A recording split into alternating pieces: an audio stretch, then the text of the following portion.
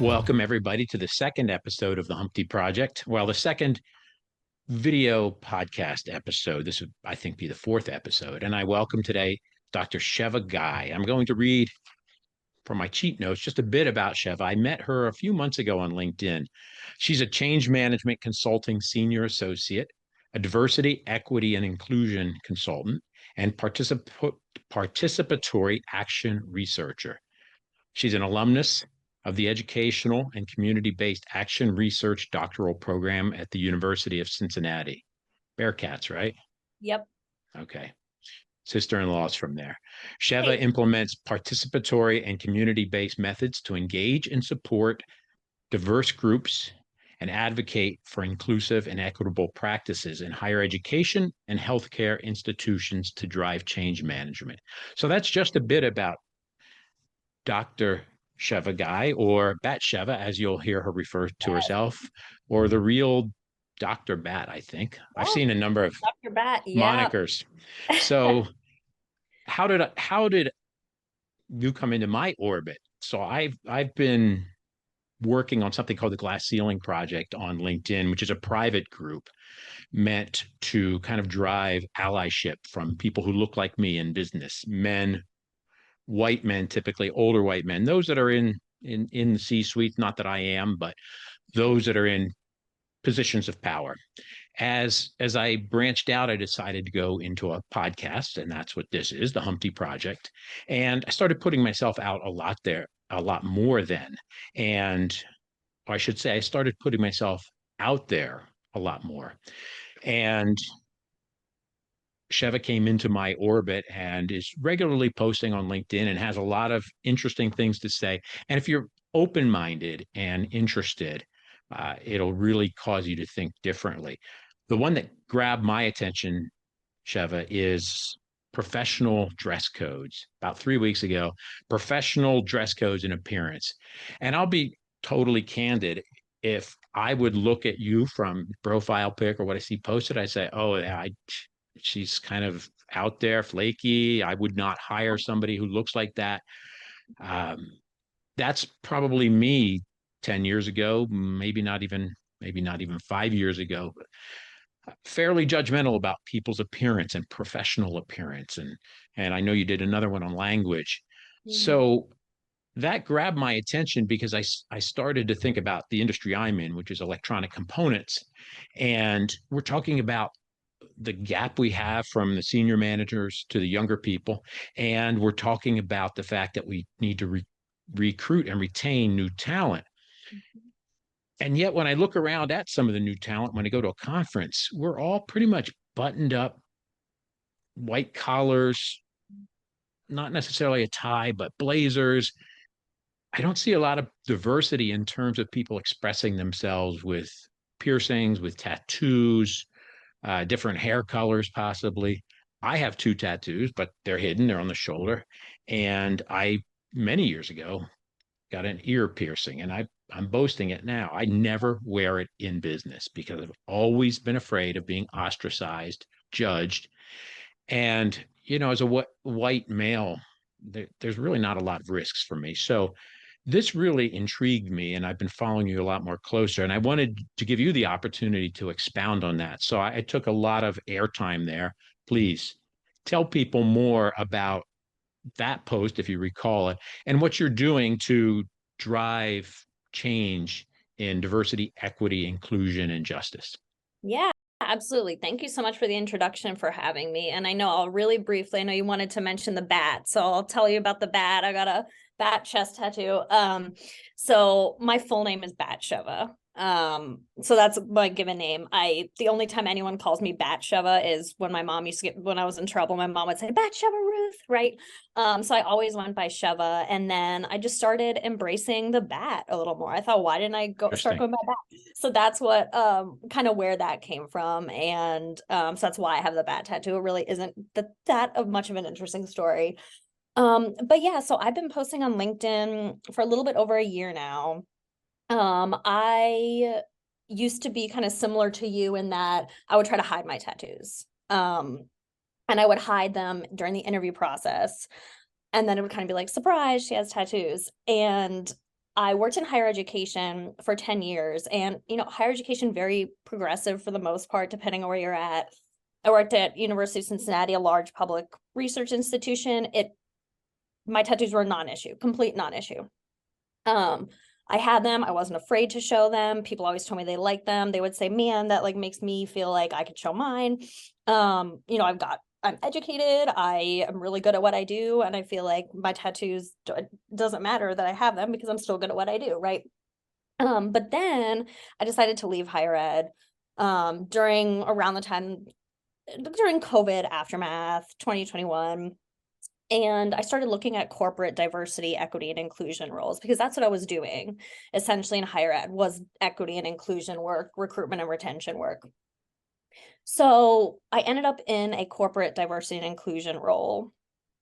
And I thought, yeah, it's corporate, but it's diversity and inclusion, right? We should be able to accept everyone for who they are. About a month in, they asked me to cover up my tattoos.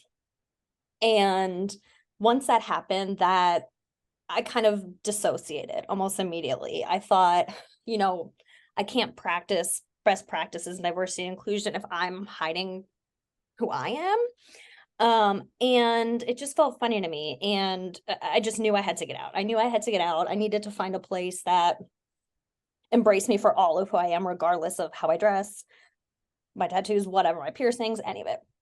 So I was trying to get out, long story short, ended up getting fired for semi-related reasons to the tattoos and some other things. And I was like, man, I can't do this anymore. I need to find something else. So that's when I started posting on LinkedIn. And I've always been very, very vocal about what it means to be professional and how professionalism and professional dress innately it's rooted in racism. It's rooted in classism. It's rooted in sexism.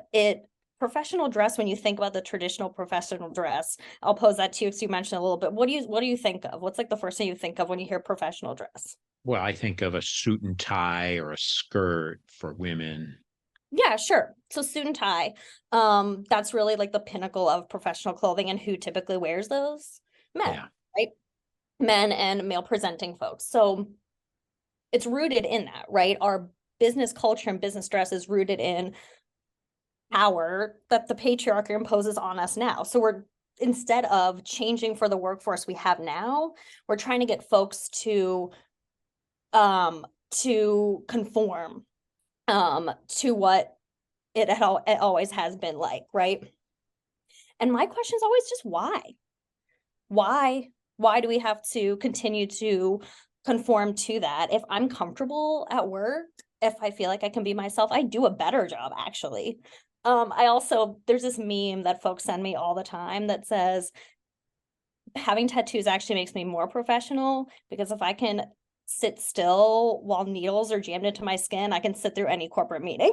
So Interesting. that's one that I get all the time that people send to me. So I actually started recently with a couple other folks, a LinkedIn community for tattooed professionals, because that is one aspect of professional appearance that I'm really passionate about. And I would also say that in terms of, you mentioned, if you just saw my profile picture, like, oh my goodness, like that's not professional. She's got a chest tattoo. She's wearing bats on her dress. You can see the colors on her arm. And I actually have this was probably maybe before we were connected, but I don't remember if it was a series, but I posted several times about how actually having tattoos shows that I'm dependable. I show up for meetings on time. It's a commitment. I know how to commit, right? I know what I like. I know what I care about. And as long as I do a good job and I know I'm good at what I do, regardless of what I look like and what I wear. So that's kind of that's what I'm working towards, is being more open and not judging people for what they look like immediately. It's interesting because you touched on a number of things, and I think you said why when you ran into this in the corporate world, why? And two things always come back to me, and that is mindfulness first. Mm. We're often instinctive in how we respond, react, Mhm. etc. I know I have been, at least. Sure. And I think it's because we don't like to be uncomfortable. And those that don't look like us, Mhm. don't speak like us, don't write an email like us, Yeah. make us uncomfortable.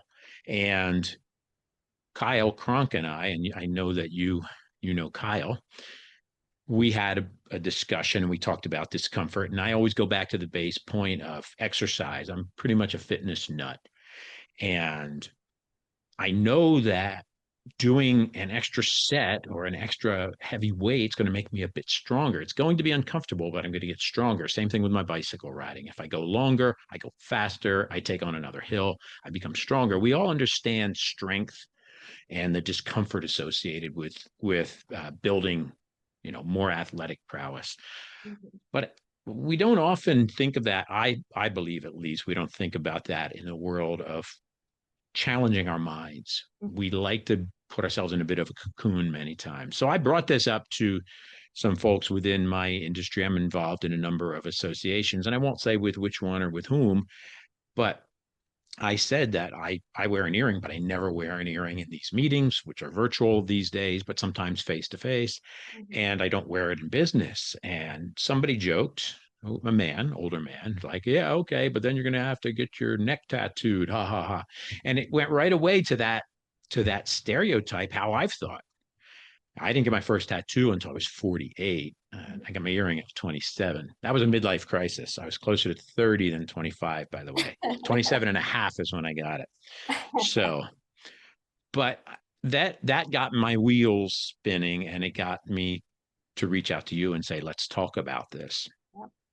So what are you doing beyond LinkedIn?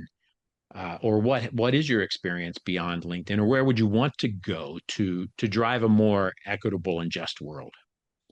Oh my goodness, that's a very loaded question, but I love it. Obviously. So what I'm doing right now, and something that I'm really passionate about, as you mentioned in my intro, is currently I'm in change management. That is what I do for work full time. However, my doctorate is in participatory research methods or participatory methods. And what I have found, because I was totally new to the consulting world, I started at my current job last about almost exactly a year ago now. And I found that the tenets of change management are very similar to the tenets of participatory research. So it's all about collaboration, working with stakeholders. It's about getting people to the point where they can create action plans together to make their organization or institution or whatever department a better place, for the people that are there. And the root of that, in my opinion, is equity and inclusion. Um, I see time and time again equity and inclusion being a separate bucket.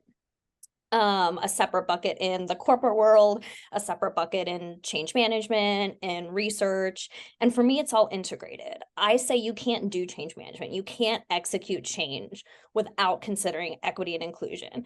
Because ultimately, when there's a big change that's happening, if we're not implementing participatory methods, if we aren't engaging all of our stakeholders, and when I say stakeholders, I don't mean just the C-suite leadership people, I mean everybody, right?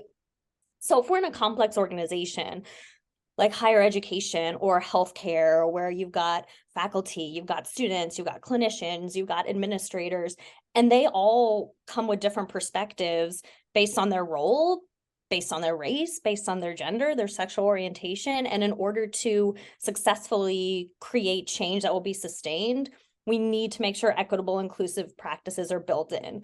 We need to make sure that we don't just have a diverse group of folks at the table, but that the people there feel comfortable speaking and sharing what they need. Um, that not only do they feel comfortable speaking, but that they're listened to and that their voices are taken seriously, regardless if they're in the majority or not. So that's really what I am pushing towards in my career is how can we make sure that change management, organizational development always includes equity and inclusion throughout the entire process. And that's essentially what I'm about and where I feel like my niche is. You mentioned it being part of a separate bucket, and the light Mhm. bulb that went off in my head was my experience is too often it's a checked box within corporate. Yep. It's a different bucket. It's almost a checked box. It's almost like the politically correct thing to do. but it's not really embraced at a high level. So there Mm. may be some diversity within an organization, but what you mentioned is the lack of those voices either being encouraged to speak or being actually heard. Yep. So that's really important to me. And part of the reason I got into this is because I used to think that only women, and particularly women of color, could speak to these topics. And when women or women of color speak, they're heard a different way than when a 60-plus-year-old white man that's been in the business for 35 years speaks. I suppose they probably see me as a bit of a flake at times, but this is really important to me. And I chose, by the way, I chose not to put on my normal button up dress shirt. Yeah. I think pretty much every interview that I've done or every podcast I've done, which is just a few, Yeah. have been with the corporate look because I wanted to speak to those people. But, I really just wanted to be comfortable in the message of today. I Yeah. wanted to be who I am. And today, who I am is wearing this t-shirt. And sometimes it is sometimes I feel really nice in my blazer and my shirt. And sometimes I've got kind of a Nehru, I Mhm. guess, Indian kind of thing going on that I have a few of those. So, and of course my exercise shirts. So, for me, I probably saw some of this as just being politically correct, the right thing to do, and to tolerate people who had you know, visible tattoos or loud tattoos or piercings outside of an ear. It's kind of like, okay, I'll learn to tolerate that. And I'm being more mindful and trying to learn to understand that person at the core and not be judgmental like I have been. But I see so much of it in our business, Mhm. uh, and it's applied to any number of isms, I suppose you'd say. And I know you wrote a post about any number of isms, ableists Yeah. type ableisms. So Yeah. one of the other things that we have in common, and I want to go back to the point of commonality. Mhm. When I first started this venture to be more out there, I would not have said Sheva and I have a lot in common. We're very different. I'm very conservative in my appearance. I'm super fussy about when I text, I punctuate everything properly. Professional language is something I know you wrote on.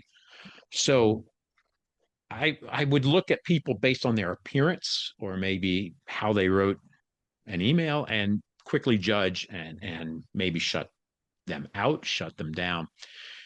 But we have a lot more in common than we realize. As humans, when we start talking to each other, we have a lot more in common. And you've adopted two Black children, and I adopted two mixed race children. And at the time, I'm remarried, but at the time, my wife was Caucasian like me, and we were raising two darker skinned children. My son, a little bit darker, more noticeably Black than my daughter. Um, Tell me about that experience and what that's been like for you. I'm assuming you still live in the Cincinnati Yes, area. I So do. that's a bit of Southern culture, I think, from the little bit I Oh know yeah. about it, and Skyline Chili. And Skyline Chili, that's what we always get at Skyline Chili or Yeah. whatever. Yeah. Yeah. And the first time I had that, I was like, where's the rice to put in? It's like you So put it on spaghetti. How do you put chili on spaghetti? But I won't go there. that can be our So, next debate for our next yeah. 40 minutes. Yeah. Well, my brother and my sister-in-law, they were married down there. So that was my Okay, cool. Skyline Chili story. But we have that in common. And I think if people can take the time to get past appearances or get past professionalism, I think you'd see that we all have a lot more in common. So we have that in common, the adoption of kids and kids of color. Tell me about your experience. How old were they when you adopted, for Yeah, instance? absolutely. So we started, so it's an interesting story. I'll go through it quickly, but we started our foster care classes in April-ish 2019. We didn't think we could have biological children for a lot of different reasons. And the next month we found out that I was pregnant. So we decided to continue with the foster care classes, and we said, we will limit ourselves once we get our license to respite care, which is short, for those who don't know, which Mm, is short-term yeah. foster. for the time being until like after maternity leave and all that. We were trying to find the right time, which we know there's never a right time for for that. But Yeah. so August 2019, we got a call, 5 and 6 year old boys, biological brothers, who they needed respite care for 2 weeks. So we said, yeah, let's go bring them to our house. Come to find out that the reason why they were looking for 2 weeks of respite care was so they could find a permanent foster placement, which we didn't know at the time. So the boys are with us for about a week, and we're like, they can't, they had moved so many times that year. I said, they're not going anywhere. So they stayed with us. They became our official foster care placement. I ended up having my daughter 4 weeks early, the day after Christmas 2019. The boys were still with us, of course. The day of my maternity leave was March 13th, 2020, and we all know what happened then. So I never Yes. really went back to work, and my kids were all at home with me. And we adopted them November 2020. So just a few months later, they were 5 and 6 when they came to us, 6 and 7 when we adopted them, and they're 9 and 10 now. And my biological daughter is 3. The boys turned 9 and 10 in March. They have the same birthday a year apart, which is also a fun fact. And I would say, we've always been, me and my husband are both white. We've always been really passionate about diversity and inclusion. I, of course, was in that line of work, and I always saw myself as being a champion. I was like, I'm an ally, blah, blah, blah. Now I don't even use the word ally, and that's a whole other conversation. But I thought that I was doing what I was supposed to be doing. And then I realized when the boys came into our lives that if I'm not trying to be actively anti-racist every second of every day, I'm not doing it right, because my boys don't have that choice. Because the first thing you see about them is that they're Black. The first thing you see about my older son is that he's 10 years old, almost 5 foot tall. They see him as a man. Yeah. And so those are things that are in the back of my mind every single day.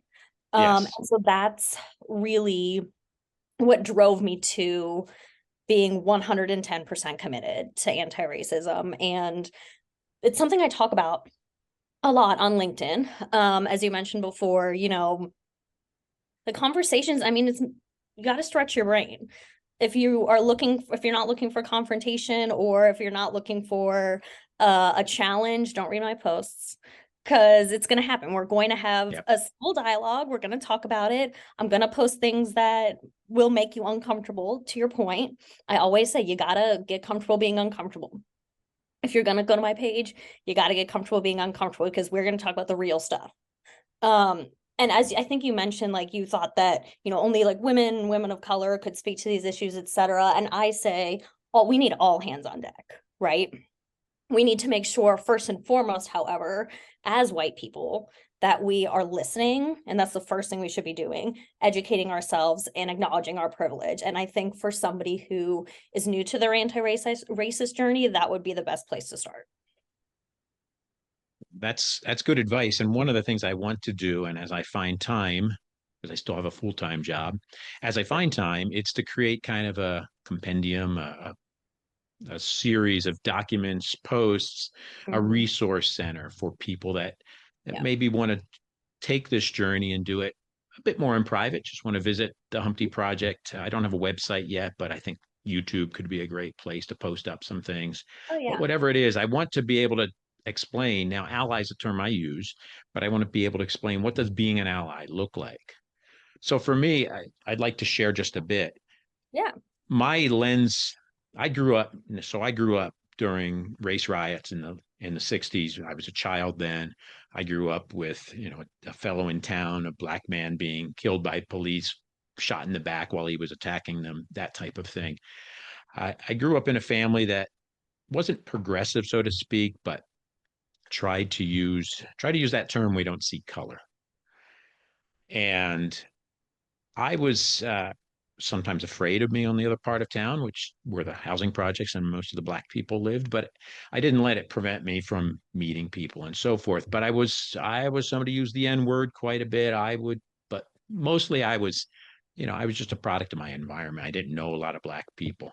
When my ex and we couldn't have kids, we started the adoption route I was, forever and a day till you can adopt from Catholic Charities a white child. So an agency called us. It started with Guatemala, Honduras, and then that fell through. And another agency said, if you have people interested in that, you might have people that are interested in mixed race babies born in the US. And it was eye opening because people would tell me, "Oh, we're looking to adopt. Tell me your story. You adopted in 3 months. It only took 3 months. Tell me the story." I tell them the story, and they say, "Oh no, I couldn't do that. I couldn't raise a black child." And yet, many of the same people will tell me they don't see color, Mm. and that just drives me crazy. But my lens really started to change when I would start reading like Dr. Seuss, who I'm not attacking Dr. Seuss at all. I'm just saying that when you look at Sally, and I forget the other boy's name in The Cat in the Hat, I mean, everybody and everything is white. You look at the villains in Disney movies, they're the darker skinned ones typically. It's such a white world. And I started to see how's that viewed by my children. And then in a later period, when my son would drive the same car as me when he turned of driving age. He would drive the same Mini Cooper in the same town. Well, you're supposed to have a license plate on the front. Never put one on. I never got pulled over once. He was pulled over, I think, 7 times for not driving with a license plate in the front. And I've just seen enough evidence and read enough and educated myself to know that there is a different world. And I've become comfortable with my privilege. I used to be the one that would be very fragile about those discussions about privilege, which you had mentioned earlier, acknowledging your privilege. And I want other men to start questioning that type of feeling and start showing up as allies and then sponsors and just doing more rather than quietly cheering on the sideline, really actively engaging in meetings when misogynistic, racist, any sort of untoward statements made, and then going beyond that and trying to be more impactful and more proactive. So I wanted to get that out there because you got a lot of wheels turning. But another episode I'm hoping to host is the one called "I Don't See Color," because Oh, when good. we adopted the kids, somebody told me, "Oh, you'll never notice." I don't know why this person said that, but you'll never notice that your children are a different color. And I've always known that Garrett you know, is mixed race. He's always looked different. We never hid that from him that he was adopted. Would have been pretty hard to pull that one over. So uh, it's really intriguing, and I think when you when you start to wear in other shoes, you can start to see things differently and realize that the privilege you have as a white person, particularly a white male, doesn't mean you didn't work hard, doesn't mean you didn't achieve and accomplish, but it just means you had a head start at various times in your life. Hmm.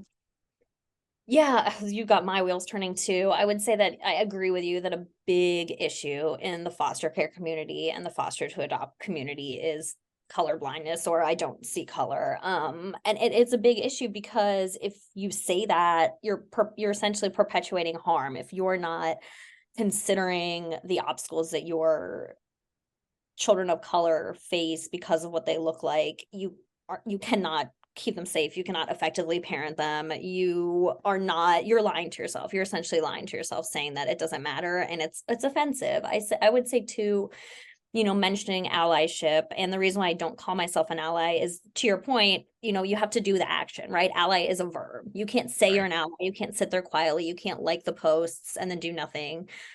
You have to put in the work. And I really love that you're mentioning putting together resources, because that's something I've thought about a lot too. And I think pretty soon here, and I'm still compiling a list, especially since I want to link to folks that I know are putting that information out there as well, is coming up with a list of resources for folks that are interested in anti-racism, interested in learning about why do I have pronouns on my profile, interested in learning about anti-Semitism, without asking the people that are re-traumatized, or re-traumatizing them by directly asking them. Right. And that's one of the ways that I try to do the work, is to educate. So that's something that I'm working on putting together, so that if someone comes to me and says, why do you have, like, tell me about pronouns, I can just send them the link, right? Because we frequently say, oh, you have to educate yourself, but there's so much misinformation out there that there have to be people, white people, that are leveraging their whiteness and doing the work and putting it out there. Yeah. We don't have much time left Yeah, in our scheduled interview, yeah, but or discussion really. Interview sure. sounds So Yeah. professional and formal. Yeah. So I actually commented on a post. Somebody corrected me for misusing the term sexism. And I said, you know what, fellow, you're right. Mm, I removed it. And then he said, now how about removing those pronouns? I said, what are you talking about? He said, the ones that are on your profile. So I directed him to a resource.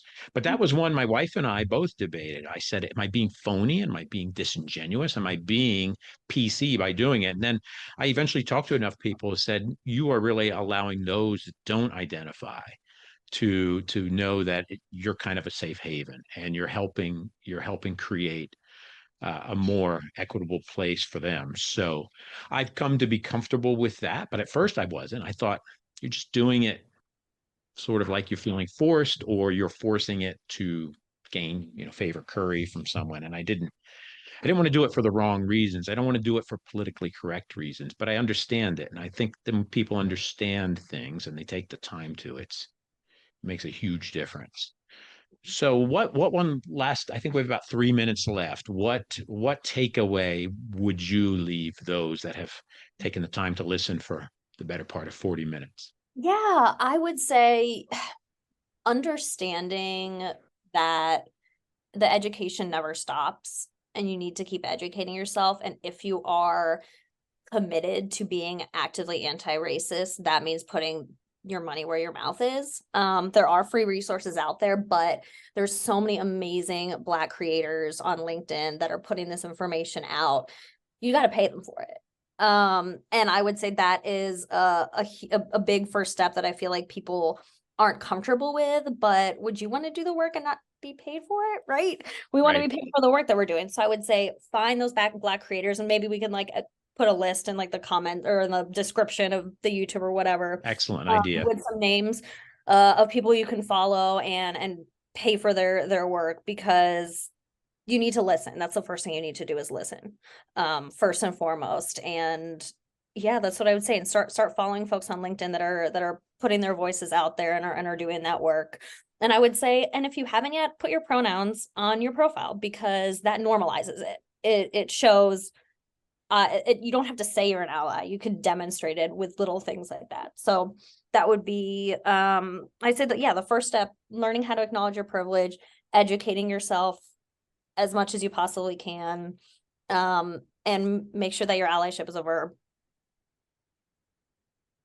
Well, it's always insightful to follow, and it's even more insightful to have the opportunity to engage with you like this. So I know you're busy. You've got 3 children. I'm at least out of that now. My children are all plus 25, so I don't have those commitments, but certainly made the commitment to join this and take your time, and it's really appreciated. Thank you so And I much for will, having me.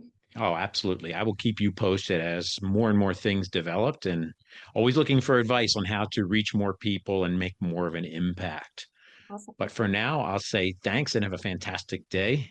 Thank you. And You too. my little tagline is incrementally better, one thought at a time, one word at a time, one action at a time, one day at a time. So I appreciate you helping me to advance that. Thank you so much, Dr. Thank you. Guy. Take Yeah. care. Take care. Bye now.